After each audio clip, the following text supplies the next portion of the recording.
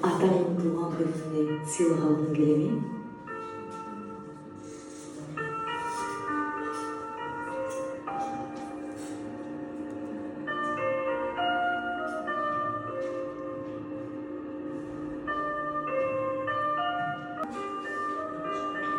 Бірақ мен осы тортты алғым келіп тұр.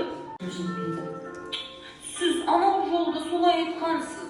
Балақай, сенің де жағдай келген кезде басқалардан мейіріміңді көрсетемін деп уәде. Сұрақтарға жауап бер. Не үйрендің осы бейнероликтен сендер? Сосын бұл бейнероликтен қандай әсер алдың? Осы сұрақ бойынша сендер жауап бересіңдер. Ойланып отырыңдар. Екінші тапсырма, екінші қатар. Сіздерге осы сыныптың ішінде әр бұрышында тәрбие, мейірімділік туралы мақал-мәтелдер жасырынған. Соны тауып аласыңдар да, тауып алғаннан кейін оны қалай түсінесіңдер? Соны қорғайсыңдар. Мұнда тәртіп бойынша екінші қатар сендер іздеп тауып алыңдар. Сендерге рұқсат.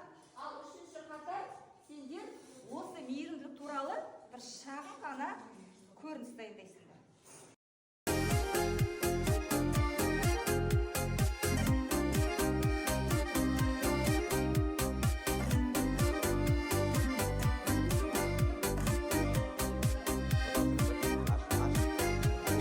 Сынақтарда тұрсам да қолап төзім, сіз дарытқан мұз болды бірақ төзім. Ұстаздарға мың алғыс даналықпен. Бейнероликті үйренгенім, егер де біз бейтаныс адамға көмектесу арқылы сол жақсылық өзімізге қайта оралатынын түсіндім. Бұл бейнероликтен мен қатты әсер алдым, өйткені сондағы ер адамға оның бұрын жас кезінде істелген мейірімділігі оған келді. Сол үшін де бұл өте әсерлі бейнеролик. Яғни балалар біреуге жақсылық жасасаң не істейді екен? Ол сенің алдыңнан шығады екен.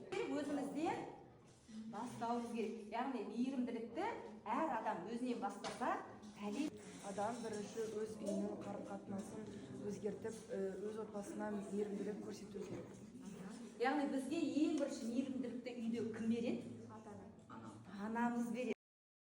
Мейірімділік жүрекпен, мейірімсіздік білектен. Иә, адам өз ықыласымен көмектесіп, ол жүректен шығып жатыр. Жаңа күлімдеп қарсы алғандар, ол сендердің жүректен жылы тарапты. Ал мейірімсіздік білектен дейді. Ол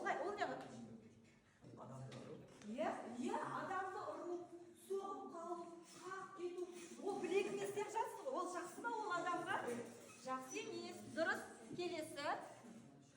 Тіліңмен жүгірме, біліммен жүгір. Мен ойымша, бұл бостан-босқа сөздер айтудан басқа ақылды болып, бір білімге деген ақылды істер жасап, таңдаған адамдарға ақылды сөздер айту.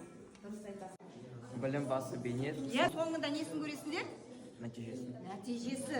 Яғни зейнеті деген сол, жемісі деген сөз. Тамаша. Біздің сыныпқа жаңа оқушы келді. Аты Нарқыз.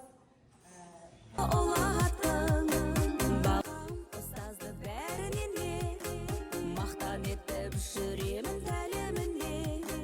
Қоңыраудың аңсаған сіміне, қоңыраудың аңсаған сыңғырыны. Шәкірт сезім басымда әліменде, қоңыраудың аңсаған сыңғырыны. Шәкірт сезім басымда